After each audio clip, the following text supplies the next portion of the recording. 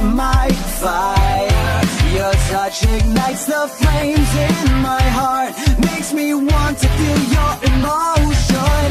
Whatever will be how our hearts are crashing waves, and our souls are fast like an ocean. With the strongest sides will drown our sorrows. Take my hand and tell me, are you ready to play fair? Halo Dek, balik lagi sama Fakri HP. Nggak mau motoran karena Fakri HP mau nge-review motor lagi. Jadi motor ini seperti kalian lihat adalah motor dari pabrikan yang sama dari motor yang gue review sebelumnya, yaitu dari pabrikan SM Sport. Tapi kali ini motornya bertipe SM Sport SM3 dengan mesin 400 cc dengan konfigurasi 2 silinder inline.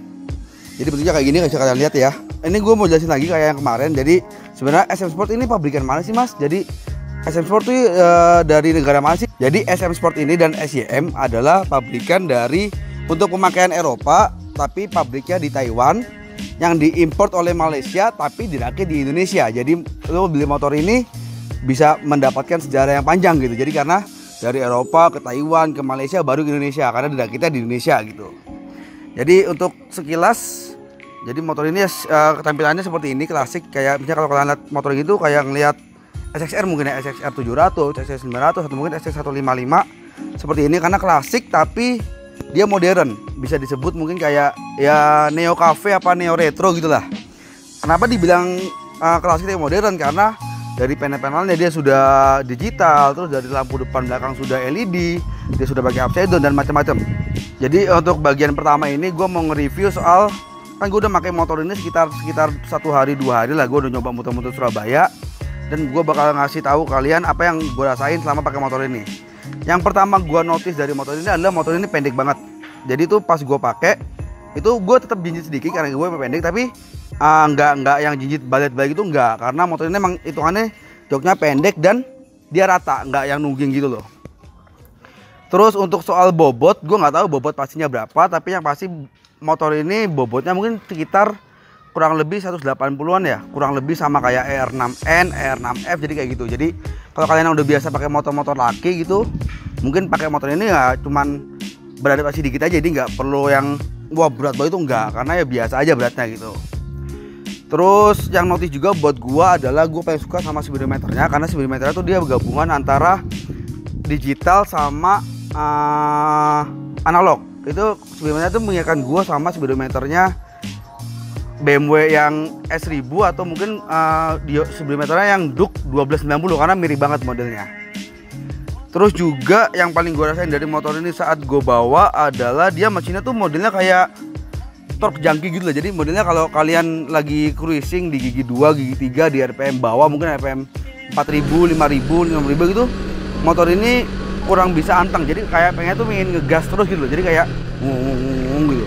Ya mungkin karena motor ini mesinnya emang 400 cc 2 silinder, jadi tenaganya tuh di bawah tuh mumpuni banget. Jadi tuh nggak anteng. Jadi pengen kayak ngegas terus.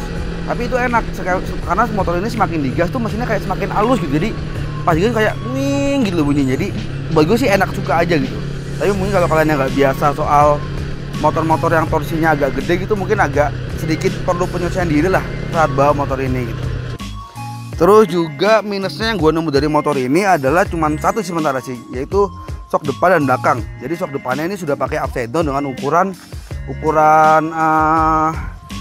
ukuran pipanya ini 43, ukuran covernya ini sekitar 51 mm, dan yang belakang juga sudah dual shock. Itu pas gue pakai di jalanan Surabaya, khususnya di Demursari, gue nyoba di Demursari itu mungkin pas nekennya itu enak, tapi pas rebound tuh cepet banget. Jadi tuh pas kita nyoba ngelewatin jalan bumpy tuh kayak tuh mental-mental di motor gitu. Ya mungkin karena ini bisa disetting, gue nggak tahu, mungkin bisa diganti olinya atau mungkin jeroannya bisa dikira garap, mungkin jadi lebih enak. Tapi untuk kondisi standarnya itu kondisinya tuh kenceng banget. Terus juga minus kedua yang gue temuin adalah saat pakai motor ini di kondisi macet, motor ini tuh terbilang cukup panas buat standar gue gitu. Karena nggak tahu ya, gue nggak sih yang cukup panas ada di bagian sebelah kanan. Jadi sebelah kiri soalnya. Jadi betis kiri gue tuh kerasa kayak ada hawa panas yang mungkin dibilang mengganggu enggak, tapi kerasa gitu kan. Gue juga riding pas itu pakai jeans, celana jeans, itu panasnya nggak mengganggu tapi kerasa gitu. Jadi kayak kalau nggak biasa tuh ya agak-agak ya risih lah gitu. Itu dua hal yang gue temuin minusnya, yaitu shock breaker yang agak mental-mental banget, sama yang kedua adalah kondisi panas di sebelah kaki kiri, yaitu di betis kiri. Jadi untuk selanjutnya gue bakal bahas kalau kalian beli motor ini, apa sih yang kalian dapat di motor ini gitu. Yang pertama, kalau kalian beli motor ini, kalian dapat motor yang tampilan seperti ini. Dia klasik tapi modern, dengan semua instrumen yang ada tuh dia sudah modern. Kita lihat dari depan dulu pertama. Jadi depannya tuh, bagian depan tuh dia sudah dibekali sama lampu bundar tapi full LED, mungkin udah sekelas Daymaker mungkin ya. Jadi dia tuh ada berapa lampu nih? 1, 2, 3, 4, ada 9 lampu. Jadi yang tengah ini lampu utama, yaitu pakai sudah proyektor, sudah ada cut off-nya, itu keren banget. Terus lampu kotanya tuh ada kotak 4 yang ada di sini. Itu juga terang banget. Sama lampu, gue paling senang adalah lampu jauhnya. Lampu jauh terang banget. Jadi yang LED 4 itu buat lampu jauh terang banget, sumpah. Gue demen banget sama lampu terang. Terus yang kedua, untuk bagian depan juga ada lampu sen, sudah LED kanan kiri dengan 4 titik, itu juga keren banget lampu, karena udah kelihatan modern gitulah. Terus masih bagian depan di sini sudah ada tulisan SM Sport, dan kalian sudah dapat yang namanya mungkin windshield ya buat tambahan. Dan juga di motor ini tuh kalau gue lihat, gue nggak tahu ya, tapi kalau dilihat tuh nggak ada tempat plat nomor depan, jadi mungkin kelihatan lebih moge, kelihatan lebih mewah karena nggak ada plat nomor depan. Terus juga kalian sudah dapat USD yang gedenya tadi gue udah bilang 51 sama 43 yang sudah ditempeli sama mata kucing, jadi kelihatan modern tapi tetap retronya tuh ada. Terus bagian kaki-kaki ini sudah peleknya nih paling boys, karena peleknya tuh modelnya dia tuh jari-jari tuh di samping, nggak yang di tengah kayak biasa, tapi di samping. Udah mungkin kayak modelnya kayak BMW GS gitu ya, yang modelnya sudah di samping kayak R90 mungkin. Ini gue demen banget, peleknya tuh mewah banget sumpah. Dan juga kalian dapat bannya apa nih, merek bannya Timsun. Merek bannya gue nggak pernah dengar nama merek ban Timsun ya. Dia pelek depan ukurannya 3,5 inci dengan ban 120/70 ring 17. Dan sudah cakramnya sudah 3,5 mm juga, gede banget.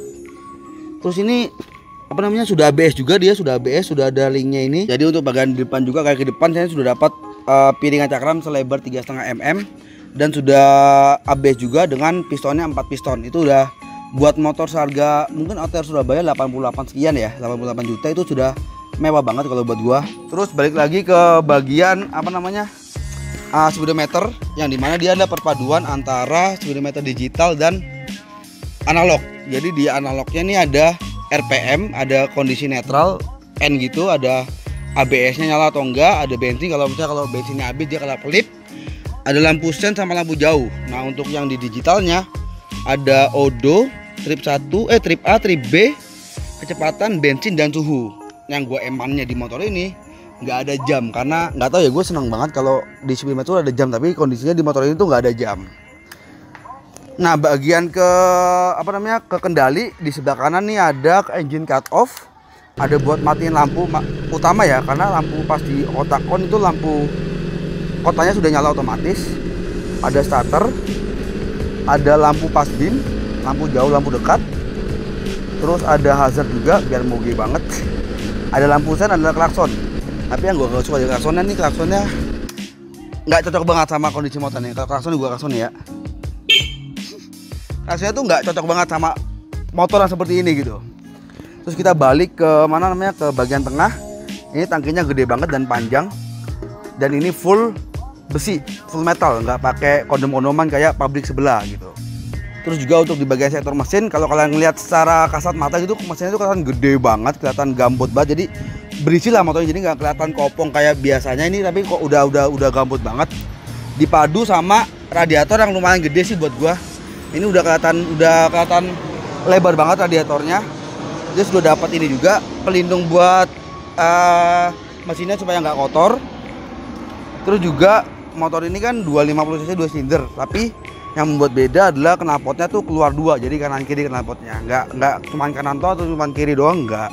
Terus balik ke belakang, seperti tadi gue bilang, shock breakernya sudah ada 2 kanan kiri, tapi gue nggak tahu kenapa mereka milih warna merah, mungkin supaya warnanya nggak mati ya, ada warna beda gitu. Lampu sen belakang sudah LED seperti depan dengan 4 titik juga, dan lampu belakang ini sudah LED juga dalam bentuk bulat, jadi mirip banget sama pabrikan Yamaha yaitu SXR series. Lampunya kayak gini udah pas banget. Terus lanjut ke bagian kaki belakang, dia sudah pakai peleknya seperti di depan, dengan ukuran bannya nih 150/70 ring 17. Merek bannya sama dengan depan yaitu Timsun.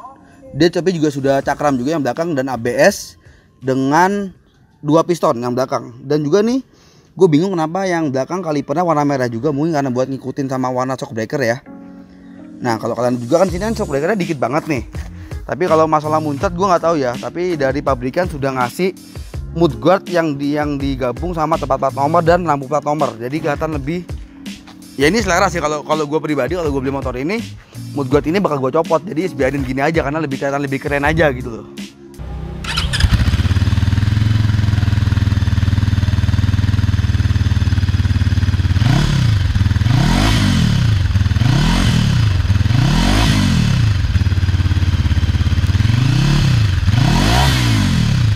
Ya jadi kayaknya video sampai sini aja. Nanti saat gue jelasin gue bakal juga masukin foto-foto video-video beauty shoot biar lebih detailnya gimana sih motor ini kalau lebih dekat gitu. So I'm Fakri signing out. Bye bye.